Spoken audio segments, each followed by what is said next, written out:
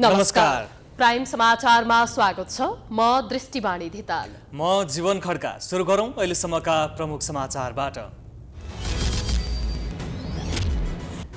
तीव्र विवादका बीच सरकारद्वारा एमसीसी सम्झौता संसदमा टेबल। सत्तारूढ दलकै सांसदहरूको विरोध। राष्ट्रिय स्वाधीनता विरुद्ध नजाने मन्त्री कार्कीको प्रतिबद्धता। एमसीसी सम्झौताप्रति माओवादी र समाजवादीको द्वैत चरित्र। बालुवाटारमा टेबल गर्ने सहमति गरेर बानेश्वरमा विरोध। नैतिकता गुमाएको कांग्रेसको प्रतिक्रिया। संसदभित्र एमसीसी टेबल भइरहँदा बाहिर आन्दोलन। दिनभर नयाँ बानेश्वर क्षेत्र तनावग्रस्त। प्रदर्शनमा प्रहरीको हस्तक्षेप। रबरको गोली, पानीको फोहरा र लाठीचार्ज। सत्ता गठबन्धनभित्रको भाँड भैलोले एमसीसी अनुमोदन गर्न चुनौती। शीर्ष नेताहरूबीचको बेमतीले पार्टी फुट्नेसम्मको अवस्था। एमाले पर्ख र हेरको रणनीतिमा। नेपालमा पेट्रोलियम पदार्थको मूल्यले नयाँ रेकर्ड कायम गर्यो। 15 दिनमा वृद्धि हुँदा सर्वसाधारणको दैनिकी कष्टकर। नियन्त्रणका लागि सरकारले चासो दिएन। रुसले युक्रेनमाथि आक्रमणको अन्तिम तयारी गरेको अमेरिकी राष्ट्रपतिको दाबी। सन् 1945 पछिकै ठूलो युद्ध गर्न खोजेको बेलायती प्रधानमन्त्रीको आरोप। र ए डिभिजन लिग फुटबलमा जाउला खेलसँग हिमालयन शेर्पा पराजित। जितसँगै जाउला खेलको रेलिगेसनबाट जोगिने सम्भावना बलियो।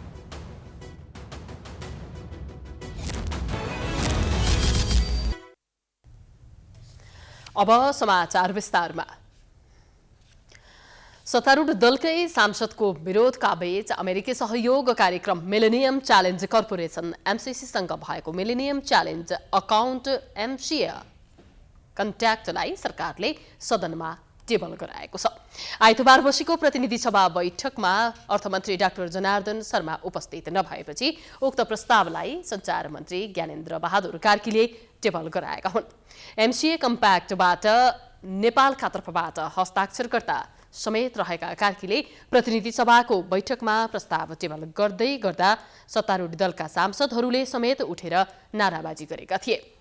प्रतिनिधि सभामा सत्ता साझेदार दल नेकपा माओवादी केन्द्र र नेकपा एकीकृत समाजवादीका सांसदहरूले विरोधमा नाराबाजी गरेका थिए।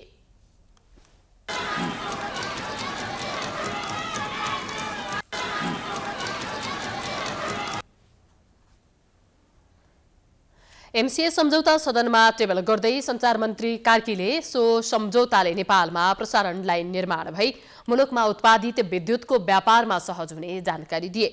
एमसीसी अनुदानबाट प्राप्त सहयोगले 5 वर्षभित्रै आयोजनाहरू सम्पन्न हुने भन्दै मन्त्री कार्कीले सबै नेपालीले आयोजनालाई राष्ट्रिय गौरवको रूपमा ग्रहण गर्नुपर्ने बताएका छन्।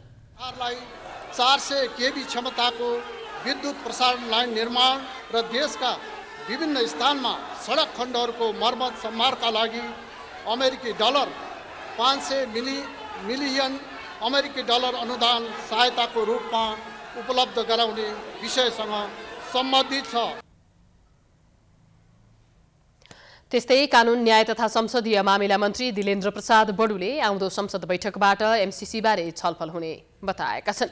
उनले प्रक्रिया अनुसार परियोजना अनुमोदनका लागि अघि बढ्ने उल्लेख गरेका छन्। केही सांसदहरू बोलेर पनि आफ्नो प्रतिक्रिया दिन सुरु गर्नुभएको छ। यो एउटा अवसर र अब छलफल संसदमा प्रवेश भएको छ र छलफल सुरु पनि भयो। आज नै तपाईहरूले देख्नुभयो। त्यसकारणले यो एक सकारात्मक रूपमा यसलाई लिनुपर्छ। किनभने प्रतिक्रिया र विरोध र पक्ष र विपक्षमा सडकमा भइरहँदा मुलुकले जवाब दिन सक्दैन थियो पर्दथ्यो र त्यो आज संसदमा पुगेको छ।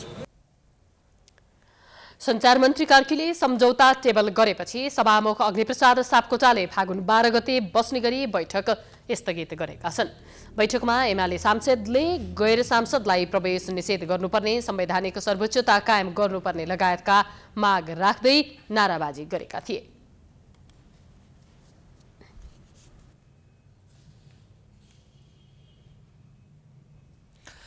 एमसीसी सम्झौता प्रतिनिधि सभामा टेबल हुने थाहा पाएपछि केही सांसदहरूले कडा शब्दमा असन्तुष्टि व्यक्त गरेका थिए। एमसीसी राष्ट्रहितमा नभएको जिकिर गर्दै विरोध गर्नेहरूमा देव गुरुङ, भीम रावल, प्रेम सुवाल र दुर्गा पौडेल थिए। के भने त उनीहरूले? एक रिपोर्ट। सत्ता र प्रतिपक्षका केही सांसदहरूले एमसीसी संसदको कार्यसूचीमा राखेकोमा विरोध जनाएका थिए। सबैभन्दा पहिला सत्तारूढ दल नेकपा माओवादी केन्द्रका प्रमुख सचेतक समेत रहेका सांसद देव गुरुङले एमसीसी टेबल हुन लागेकोमा असन्तुष्टि जनाए।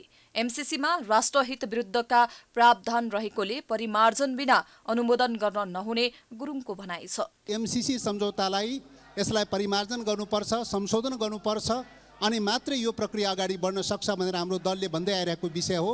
तर यसमा अहिलेसम्म संशोधन भएको छैन र संशोधन नभएको स्थितिमा चाहिँ अहिले प्रक्रिया अगाडि बढाउनका लागि चाहिँ तपाईँको सन्धि सम्झौता सम्बन्धी संविधानले व्यवस्था गरेको 189 को चाहिँ दफामा तपाईँ धारामा जुन खालको व्यवस्था छ त्यसको प्रतिकूल पनि छ, त्यससँग मेल खाँदैन। नेकपा एमालेका सांसद भीम रावलले एमसीसी अनुमोदनका लागि संसदमा पेश गर्न लागेकोमा विरोध गरे। एमसीसी सम्झौताले संविधान कानून मिचिने र स्वतन्त्र परराष्ट्र नीतिमा आघात पार्ने रावलको जिकिर छ। स्वतन्त्र नेपाली जनताको प्रतिनिधित्व गर्ने यो सार्वभौम संसदमा राजनीतिक दलको बीचमा सहमति नभई यो एउटा प्रमुख राजनीतिक दल विपक्षी पार्टीले विरोध गरिरहेको अवस्थामा यो टेबल कसरी भयो? यो एकदम गैर जिम्मेवार काम हो। नेपाल मजदुर किसान पार्टीका सांसद प्रेम सुवालले अमेरिकी धम्कीपछि सरकारले एमसीसी सम्झौता संसदमा टेबल गरेको आरोप लगाएका छन्। नेपाली जनता मरे पनि मृत्यु भए पनि कतै उजुरी दिन नपाउने भनेर लेखिएको छ। एमसीसी को कारण नेपाली जनताको मृत्यु भएपछि उजुरी दिन नपाउने के यो अर्को फाँसीवाद होइन?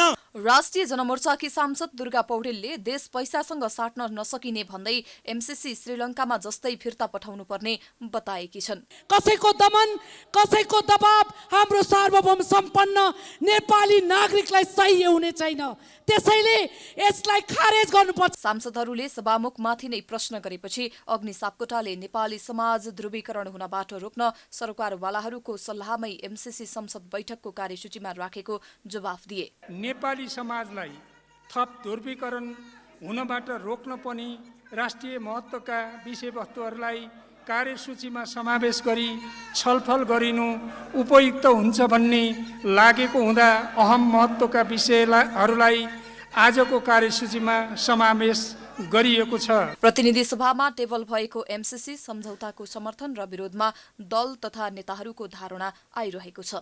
नेपाली कांग्रेसका कुनै पनि नेताले एमसीसीको विरोध गरेका छैनन् भने अन्य दलहरूभित्र मिश्रित प्रतिक्रिया आइरहेको छ।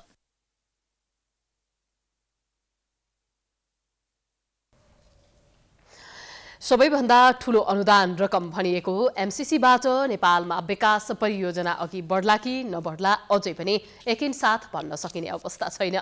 एमसीसी संसदमा पेश हुँदै गर्दा सत्तारूढ दलमा व्याप्त विमति सतहमा देखा पर्नु अनि एउटै पार्टीका प्रभावशाली नेताहरू पक्ष र विपक्षमा उभिएसँगै यो सम्झौता अब कसरी संसदबाट पारित होला भन्ने अड्कल समेत काट्न थालिएको छ। एक रिपोर्ट। आइतबार बिहान सत्तारूढ गठबन्धनका शीर्ष नेताहरूले अमेरिकी आर्थिक अनुदान सहयोग परियोजना एमसीसी कम्प्याक्टलाई प्रतिनिधि सभामा टेबल गर्ने औपचारिक निर्णय गरेका थिए। तर दिउँसो गठबन्धनमा रहेका नेकपा माओवादी केन्द्र र नेकपा एकीकृत समाजवादीका सांसदहरूले संसदमा अनि कार्यकर्ताले सडकमा विरोध प्रदर्शन गरे। माओवादी केन्द्रका अध्यक्ष पुष्पकमल दाहालले बिहान प्रधानमन्त्री निवास बालुवाटारमा गरेको सहमतिलाई व्यवस्था गर्दै उनकै पार्टीका सांसदहरूले एमसीसी टेबल गरेकोमा विरोध गरे। एकीकृत समाजवादीका अध्यक्ष माधव कुमार नेपालले पनि गठबन्धनको बैठकमा एमसीसी संसदमा टेबल गराउन सहमति गरेका थिए। तर अध्यक्ष नेपालले एमसीसी अनुमोदन गर्ने पक्षमा आफूहरू नरहेको स्पष्ट पारेका छन्। पास गर्ने कुरामा हाम्रो समर्थन छ। समाजवादी पार्टीका सम्मानित नेता झलनाथ खनालले आफ्नो दलमा टेबल गराउने सहमति नभएको मात्रै बताएनन्, चर्को विरोध पनि गरेका छन्। मेरो कार्यदलले दिएको जुन रिपोर्ट छ त्यो रिपोर्टले यसो गर्नु हुँदैन भन्छ। यो एउटा करार सम्झौता मात्रै हो। करार सम्झौताहरूलाई कहिल्यै पनि कुनै पनि देशको संसदमा अनुमोदन गर्ने गरिँदैन र हामीले पनि यस्ता आर्थिक सम्झौता सँगै गर्नु पर्दैन। तर जुन ढङ्गले ल्याइयो त्यो गलत नजिर बसाइँदैछ। अब नेपाललाई एउटा ट्र्यापमा पारिँदैछ। अब अरू कुनै पनि देशहरूले यस्ता सम्झौताहरू चाहिँ अनुमोदन गर्नु पर्यो भने नेपाल बाध्य हुन्छ त्यसको लागि। एमसीसी पारित गराउन संसदमा प्रस्ताव दर्ता गराएका तत्कालीन प्रधानमन्त्री केपी शर्मा ओली समेत यो सम्झौताको पक्षमा देखिएका छैनन्। निरन्तर संसद अवरुद्ध पार्दै आएको प्रमुख प्रतिपक्ष नेकपा एमालेका सांसदहरू आइतबार पनि रोस्टम अगाडि उभिए, मसिनो स्वरमा अवरोध गरे, संसद अवरोध गरे झैँ गरे, तर एमसीसी टेबल हुँदै गर्दा चर्का नारा लगाएनन्। बरु एमसीसीका चर्का आलोचक एमाले सांसद भीम रावलले एमसीसीको कडा प्रतिवाद गरे। अरू देशसँग गरेका सम्झौताहरू प्रस्तुत गरिनेछन् भन्ने कानुनी व्यवस्था प्रष्ट नभई उहाँले जसरी यसलाई टेबल गर्नुभएको छ अर्थात् पेश गर्नुभएको छ, यो नेपालको स्वाधीनतामाथिको वज्रपात हो। यो राष्ट्रघाती क्रियाकलाप गर्ने, विदेशको अगाडि लम्पसार पर्ने, नेपालको कानुन, नेपालको संविधान, नेपालको स्वतन्त्र परराष्ट्र नीति र नेपाली जनताको स्वाभिमानमाथिको ठुलो आघात हो। केही दल र नेताहरूले एमसीसीको विषयमा दुई थरी कुरा गरेको भन्दै नेपाली कङ्ग्रेसले आपत्ति जनाएको छ। महामन्त्री गगन थापाले एमसीसीका विषयमा झलनाथ खनाल, भीम रावल र देव गुरुङले विरोध गर्नुको कुनै अर्थ नरहेको पनि बताए। विगतमा खनाल, रावल र गुरुङ नै सांसद रहेको पार्टी नेकपा नेतृत्वको सरकारले संसदमा दर्ता गराएको प्रस्तावलाई राष्ट्रघाती भन्नु पूर्व आफैलाई राष्ट्रघाती घोषणा गर्नुपर्ने थापाको तर्क छ। नेपाल सरकारले जुन प्रस्ताव टेबल गरेको छ यो नेपाल कम्युनिस्ट पार्टीको सरकार जसको नेतृत्व केपी शर्मा ओलीले उहाँको मन्त्री परिषदले पारित गरेको प्रस्ताव यहाँ टेबल यो प्रस्ताव राष्ट्रघाती हो भनेर भन्ने हो भने सबैभन्दा पहिला मान्य भीम रावलले केपी शर्मा ओली राष्ट्रघाती मुर्दाबाद भनेर संसदभित्र नारा लगाउने हिम्मत गर्नुपर्छ। यो प्रस्ताव राष्ट्रघाती भनेर भन्ने हो भने पुष्पकमल दाहाल मुर्दाबाद भनेर माओवादीको सांसदहरूले र माधव नेपाल मुर्दाबाद भनेर एकीकृत समाजवादीको सांसदहरूले नारा लगाउनुपर्छ। त्यसपछि मात्र यसका बारेमा उहाँले कुरा राख्नुपर्छ। एमसीसी सम्झौता संसदबाट पारित गर्न नहुने धारणा राख्दै आएका जसपा अध्यक्ष उपेन्द्र यादव भने आइतबार एमसीसीको पक्षमै उभिए। उनको दलका नेता बाबुराम भट्टराईले त एमसीसी पारित गर्नुपर्ने विषयमा खुलेरै समर्थन जनाउँदै आएका छन्। आइतबार नेपाली राजनीतिको मञ्चमा मञ्चन भएका घटनाहरूलाई नियाल्ने हो भने सडकको आवाजलाई व्यवस्था गर्दै एमसीसी सम्झौता संसदको सामान्य बहुमतबाट पारित हुने सम्भावना बलियो रहेको छ। यसैबीच नेकपा माओवादी केन्द्रका अध्यक्ष पुष्पकमल दाहालले अमेरिकी सहायता परियोजना एमसीसीका विपक्षमा उभिने आफूहरूले पहिले नै प्रश्न पारिसकेको बताएका छन्। आइतबार सरकारले प्रतिनिधि सभा बैठकमा एमसीसी सम्झौता टेबल गरेपछि फेसबुकमा दाहालले विवाद र विरोधका बीच पेश गरिएको टिप्पणी गरेका छन्। पार्टी र संसदीय दलले एमसीसीका विपक्षमा उभिने आफ्नो मत पहिले नै स्पष्ट गरिसकेको उनले उल्लेख गरेका छन्। एमसीसीको विरोधमा उत्रिएकालाई प्रहरी दमन गरेको भन्दै दाहालले विरोध गरेका छन्।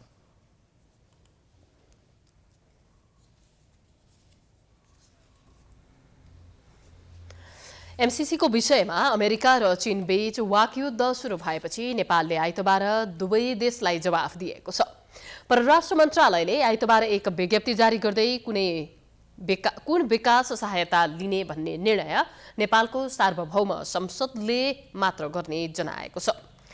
नेपाल र नेपाली जनताको हितमा कुन विकास सहायता चाहिन्छ भन्ने कुरा नेपालको सार्वभौम संसदले मात्रै निर्णय गर्ने विज्ञप्तिमा उल्लेख गरिएको छ। नेपालले सधैँ स्वतन्त्र, सन्तुलित र असंलग्न परराष्ट्र नीति अवलम्बन गर्दै आएको भन्दै आफ्नो राष्ट्रिय आवश्यकता र प्राथमिकताका अनुसार विकास सहायता स्वीकार गरी उपयोग गरेको परराष्ट्रको भनाइरहेको छ। पछिल्ला दिन नेपाल र एमसीसीलाई लिएर अमेरिका र चीन बीच भनाभन चलेको थियो। अमेरिकाले एमसीसी नेपालको संसदबाट अनुमोदन नभए चीनको कारण त्यस्तो भएको भन्ने बुझ्ने बताएको थियो। त्यसपछि चीनले एमसीसी अनुमोदन गर्न अमेरिकाले नेपालमाथि धम्कीपूर्ण कूटनीति अपनाएको आरोप लगाएको थियो।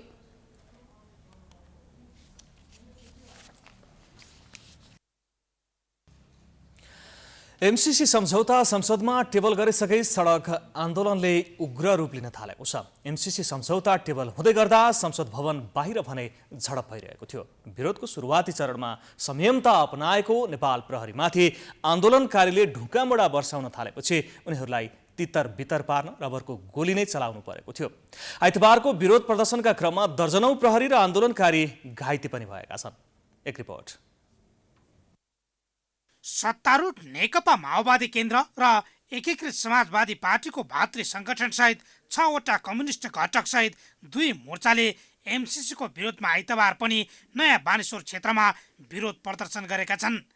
दिउँसो प्रतिनिधि सभाको बैठकमा सरकारका तर्फबाट सञ्चार मन्त्री ज्ञानेन्द्र बहादुर कार्कीले एमसीसी टेबल गराएसँगै प्रदर्शन झन उग्र बन्दै गयो। प्रदर्शनकारी निषेधित क्षेत्र तोडेर संसद भवनतर्फ बढेपछि प्रहरले लाठी, पानीको फोहरा र असुर ग्यास प्रहार गरेको थियो।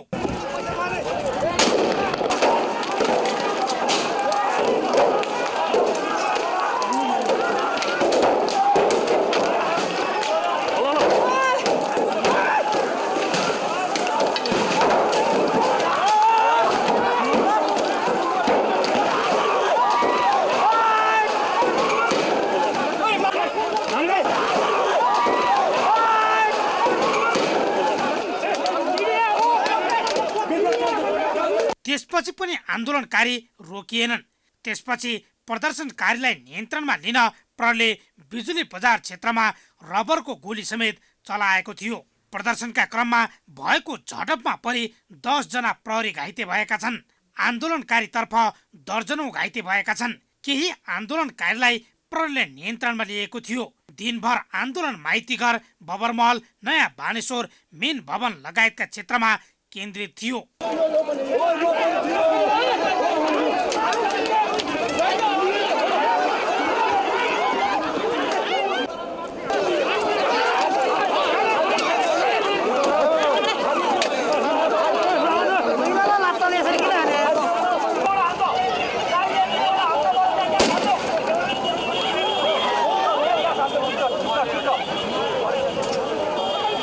सरकारमा रहेका दलहरूकै कारण एमसीसी सम्झौता गिजोलिरहेको छ।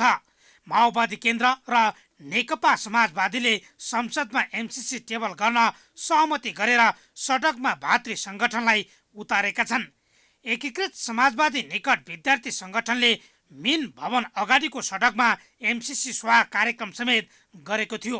त्यस क्रममा 20 सडकमै एमसीसी स्वाहा भन्दै होम गरिएको थियो। अमेरिकी साम्राज्यवाद स्वाहा, राष्ट्रघाती सम्झौता स्वाहा, वैदेशिक हस्तक्षेप स्वाहा। आइतबार नेत्रविक्रम चन्द विप्लव नेतृत्वको नेकपा, मोहन विक्रम सिंह नेतृत्वको नेकपा मसाल, मोहन वैद्य नेतृत्वको नेकपा क्रान्तिकारी माओवादी, ऋषि कटेल नेतृत्वको नेकपा, चित्रबहादुर केसी नेतृत्वको राष्ट्रिय जनमोर्चा, सीपी गजुरेल नेतृत्वको देशभक्त गणतान्त्रिक मोर्चा, आहुति नेतृत्वको वैज्ञानिक समाजवादी कम्युनिस्ट पार्टी र कर्णजित बुढाथोकीको नेतृत्वको नेकपा माओवादी केन्द्र समाजवादी लगायतका दलहरू एमसीसीको विरोध गर्दै सडकमा उत्रिएका हुन्। समाचारको सिलसिला जारी छ। हामी विश्रामपछि आउँछौँ। बाँकी समाचारको साथमा विश्रामपछि स्वागत छ। अब बाँकी समाचार। लामो रस्साकस्सीपछि प्रतिनिधि सभामा एमसीसी सम्झौता टेबल भएपछि अब यसको प्रक्रिया के हुन्छ भन्नेमा धेरैलाई जानकारी नहुन सक्छ। टेबल भएसँगै पारित गर्ने प्रक्रिया कसरी अघि बढ्छ भन्नेमा पनि अन्योल नै छ। अर्कोतिर सत्तारूढ दलहरू बीचमै एकमत नहुँदा सम्झौता पारित हुनेमा आशंका रहेको छ। एक रिपोर्ट।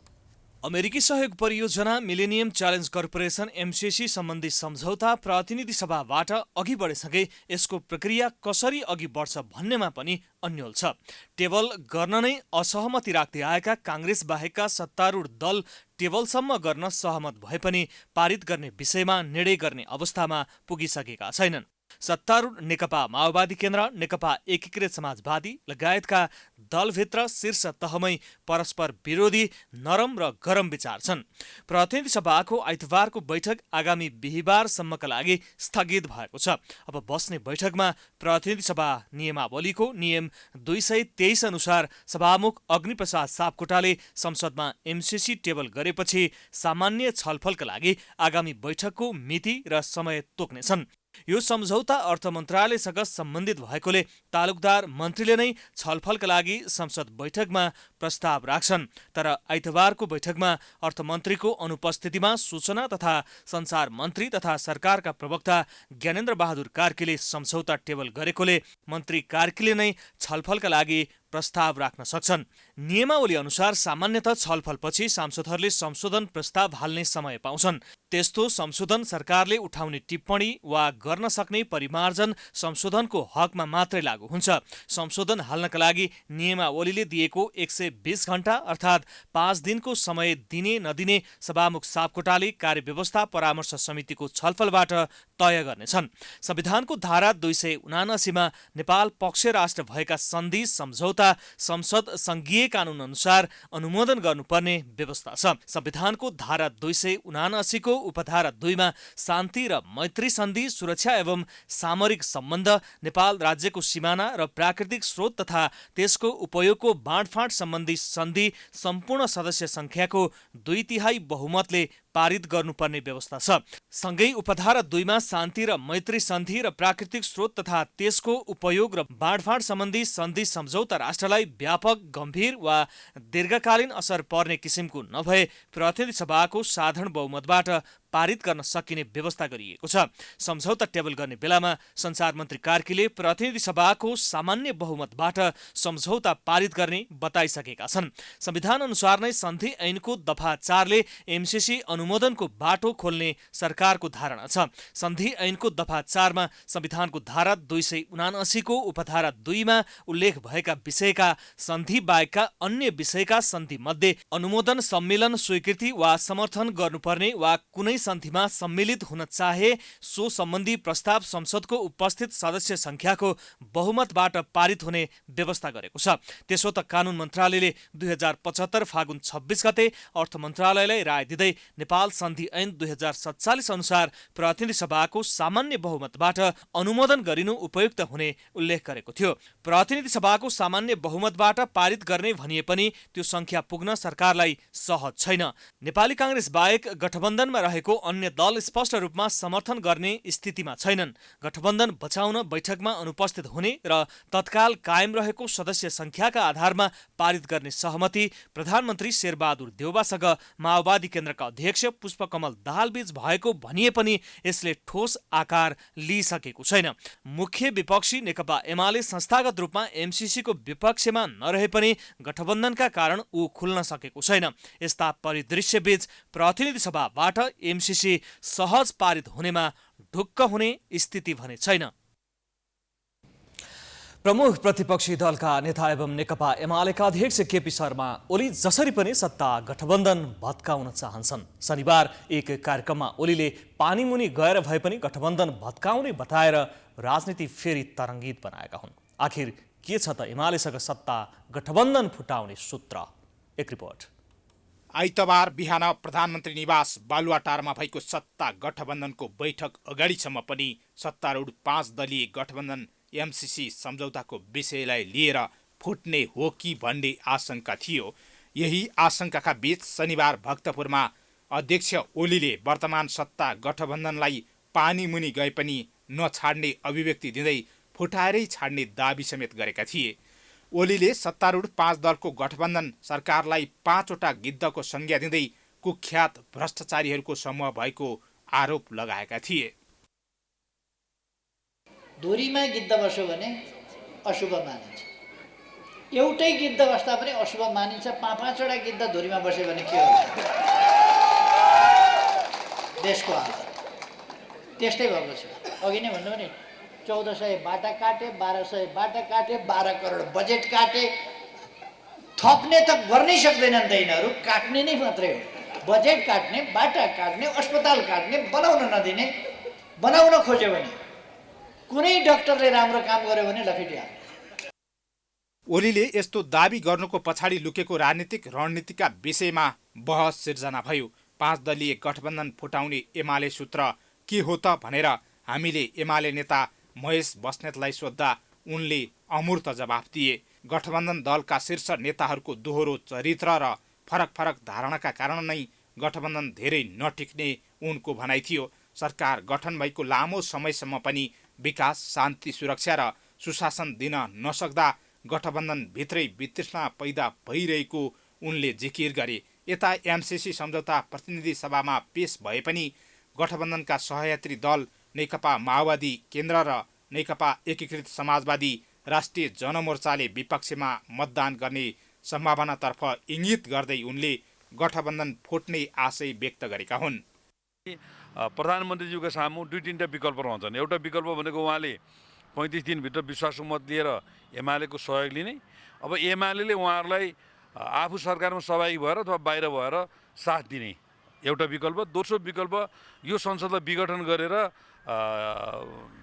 अर्ली इलेक्सनमा जाने, त्यसको लागि दलहरूको बिचमा औपचारिक र अनौपचारिक समझदारी बनाउने। अब तेस्रो विकल्प भनेको संविधानको धारा 76 का 1, 2, 3, 4 का उपधारालाई फेरि रिपिट गर्ने, जसअनुसार चाहिँ नि सर्वदलीय अथवा संयुक्त सरकार बन्ने सम्भावना नहुँदाखेरि ठुलो दलको हैसियतले नेकपा एमाले सरकार बनाउने र त्यो मार्फत चुनावमा जाने। उता सत्ता गठबन्धनका नेताहरूले भने एमाले अध्यक्ष ओलीले पहिलेदेखि नै गठबन्धन फुटाउने षड्यन्त्र रचिरहेको भन्दै ओलीको भनाई गैर राजनीतिक, अशोभनीय र अमर्यादित भएको टिप्पणी गरेका छन्। तथापि गठबन्धनका नेताहरू यो गठबन्धन अस्थायी भएकाले मुद्दा नमिलेका दिनमा फुटमा जान सक्ने सम्भावना पनि उत्तिकै रहेको स्वीकार गर्छन्।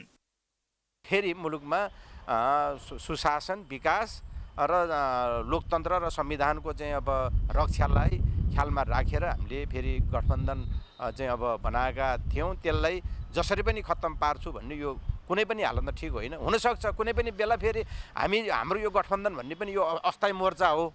भरे चाहिँ अब मुद्दाहरू चाहिँ अगाडि चाहिँ अब विकास हुँदै आउने क्रममा अहिले हामीले चाहिँ बनाएको गठबन्धन पनि चाहिँ नटुट्ला भन्न त सकिन्न। तर उहाँले नै चाहिँ म जसरी पनि टुटाउँछु भन्ने त यो गैर जिम्मेवार र चाहिँ यो अब लोकतन्त्र विरोधी हरकत र चाहिँ उहाँको चाहिँ अब अभिव्यक्ति हो भन्ने मलाई लाग्छ। दलहरूमा एकले अर्कोलाई आरोप प्रत्यारोप लगाइरहँदा सत्तारूढ 5 दलीय गठबन्धन र प्रमुख प्रतिपक्षी दलका नेताहरूले सत्ता, शक्ति र आगामी चुनावी नतिजामा मात्रै ध्यान नदिई मुलुकको बृहत्तर हितमा लाग्नुपर्नेमा धेरैको जोड रहेको छ। प्राइम टाइम्स एसडीका लागि हरिशरण तिमिल सिन्हाको रिपोर्ट। पछिल्लो 24 घण्टामा 262 जनामा कोरोना भाइरस संक्रमण पुष्टि भएको छ।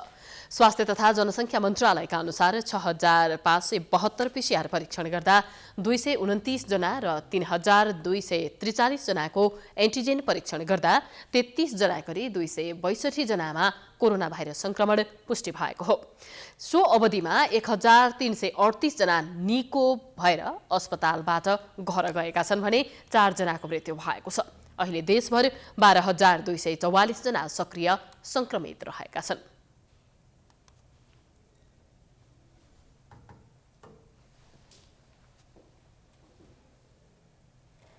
समाचारको सिलसिला अझै जारी छ। हामी विश्रामपछि आउँछौं। बाँकी समाचारको साथमा विश्रामपछि पुनः स्वागत छ। अब आर्थिक समाचार।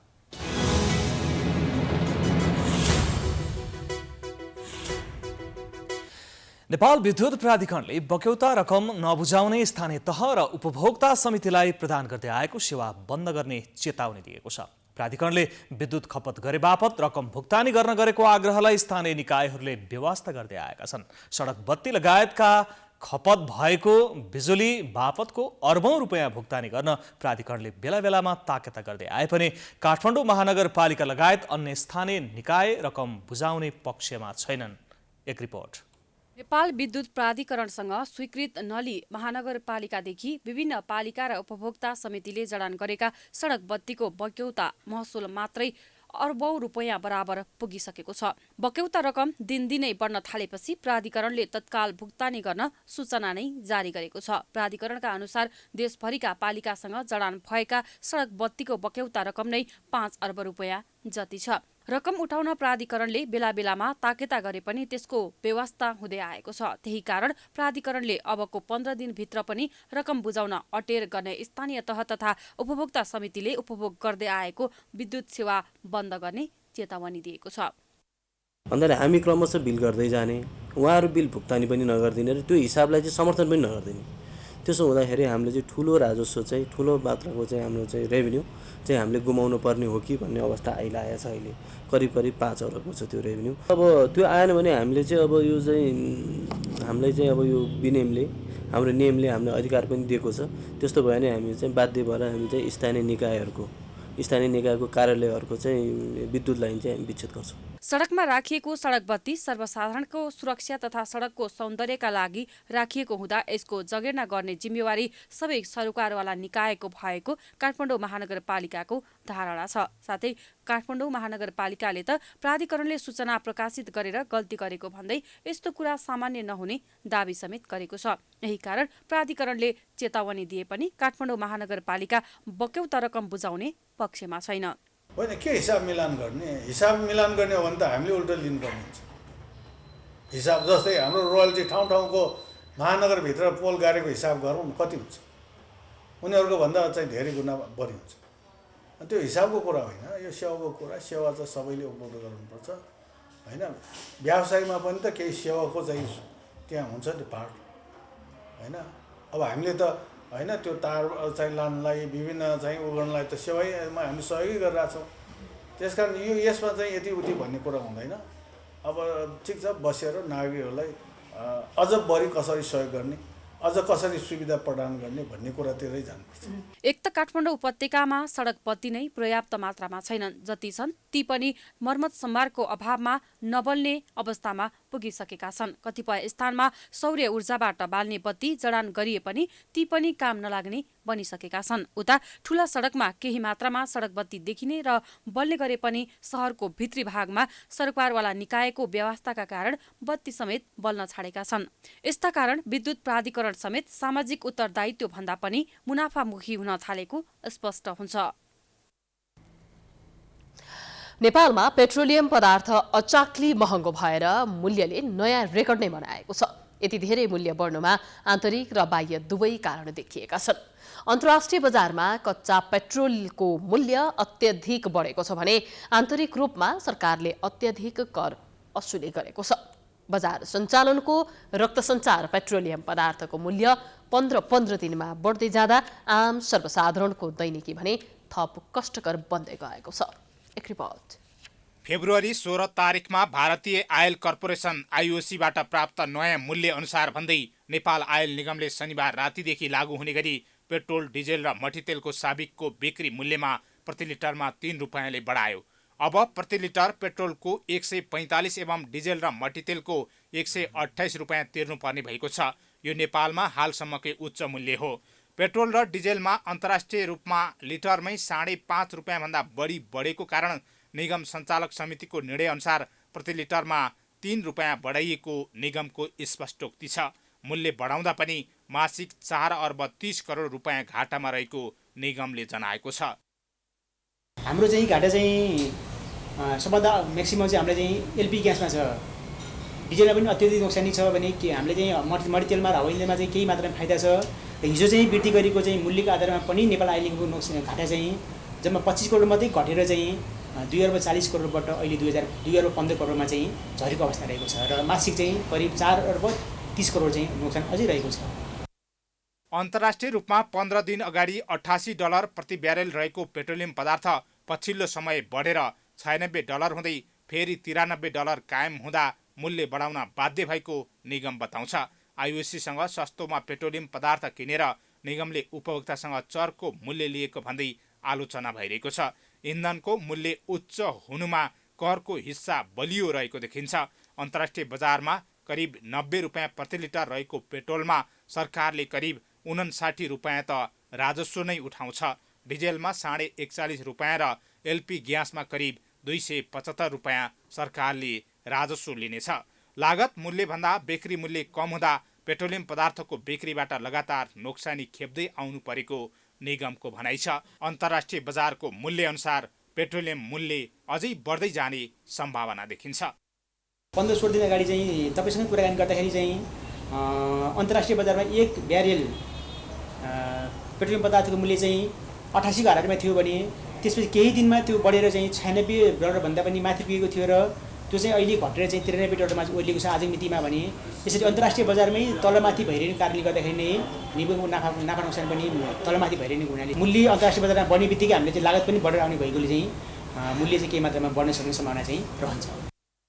खरिद मूल्यमा भ्याट सहित सरकारी राजस्व, प्रशासनिक र बिक्री खर्च, प्राविधिक नोक्सानी, ढुवानी, विक्रेता कमिसन सबै जोड्दा मूल्य उच्च हुन आउँछ।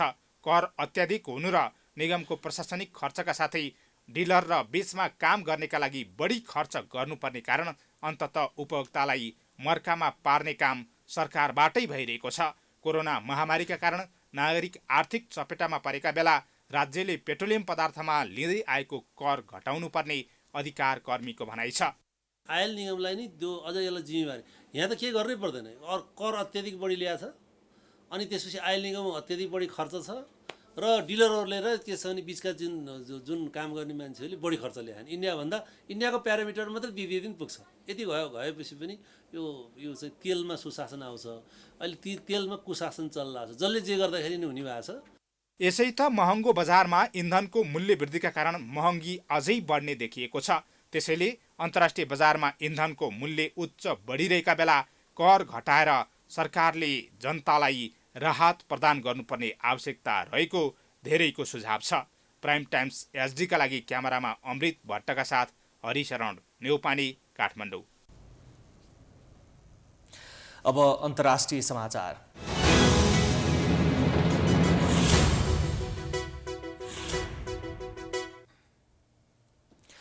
अमेरिकी राष्ट्रपति जो बाइडेनले रुसी राष्ट्रपति भ्लादिमिर पुटिन युक्रेनमा आक्रमण गर्ने निर्णयमा पुगेको दावी गरेका छन्। अमेरिकी गुप्तचर निकायले दिएको गोप्य जानकारीका आधारमा आफूले उक्त निष्कर्ष निकालेको बाइडेनको भनाइ छ। रुसले आक्रमण गर्दा सीमा क्षेत्रका युक्रेनी गाउँ तथा सहर मात्र निशानामा नरहने उनको अनुमान छ। रुसी आक्रमणको निशानामा राजधानी किएभ पनि पर्न सक्ने उनले बताए। यद्यपि केही युरोपेली मुलुक र अमेरिकाले भने जस्तो रुसले आक्रमणको योजना बनाइरहेको भन्ने समाचारमा कुनै सत्यता नरहेको रुसी अधिकारीहरूले बताउँदै आएका छन्।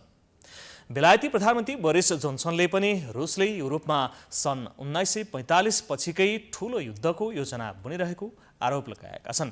प्रधानमन्त्री जोन्सनले भने रुसबाट प्राप्त सबै सङ्केतहरू हेर्दा रुसले भीषण युद्धको तयारी गरेको बताएका हुन्। रुसले राजधानी किभलाई घेरा हालेर युक्रेनमा आक्रमण गर्न खोजेको गुप्तचरले जानकारी दिएको उनले बताए।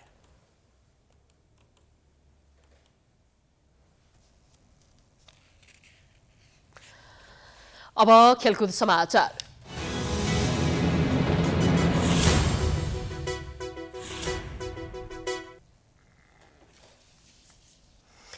शहीद स्मारक डिभिजन लिग फुटबलमा जावलाखेल युथ क्लबले हिमालयन शेर्पा क्लबलाई हराएको छ। त्रिपुरेश्वर स्थित दशरथ रङ्गशालामा आइतबार भएको खेलमा जावलाखेलले हिमालयनलाई 2-1 गोल अन्तरले हराएको हो।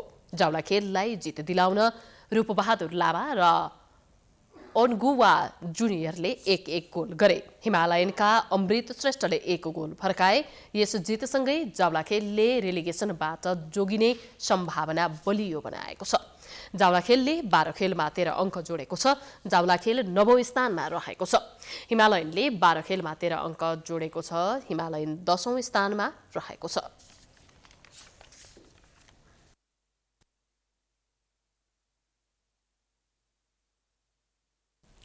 हामी समाचारको अन्त्यमा आइपुगेका छौं। जाँदा जाँदै प्रमुख समाचार पुनः एकपटक।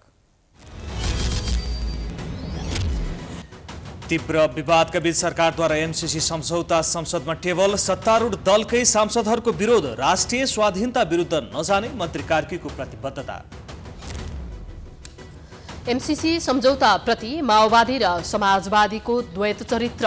बालुवाटारमा टेबल गर्ने सहमति गरेर बानेश्वरमा विरोध। नैतिकता गुमाएको कांग्रेसको प्रतिक्रिया। संसदभित्र एमसीसी टेबल भइरहँदा बाहिर आन्दोलन। दिनभर नयाँ बानेश्वर क्षेत्र तनावग्रस्त। प्रदर्शनमा प्रहरीको हस्तक्षेप, रबरको गोली, पानीको फोहरा र लाठीचार्ज। सत्ता गठबन्धनभित्रको भाडभैलोले एमसीसी अनुमोदन गर्न चुनौती। शीर्ष नेता बीचको विमतिले पार्टी फुट्न सक्ने सम्मको अवस्था। एमाले पर्खर हेरेको रणनीतिमा। नेपालमा पेट्रोलियम पदार्थको मूल्यले नयाँ रेकर्ड कायम गर्यो। 15 दिनमा वृद्धि हुँदा सर्वसाधारणको दैनिकी कष्टकर। नियन्त्रणका लागि सरकारले चासो दिएन। रुसले युक्रेनमाथि आक्रमणको अन्तिम तयारी गरेको अमेरिकी राष्ट्रपतिको दाबी। सन् 1945 पछिकै ठूलो युद्ध गर्न खोजेको बेलायती प्रधानमन्त्रीको आरोप। र ए डिभिजन लिग फुटबलमा जावला खेलसँग हिमालयन शेर्पा पराजित। जितसँगै जावला खेलको रेलिगेसनबाट जोगिने सम्भावना बढ्यो।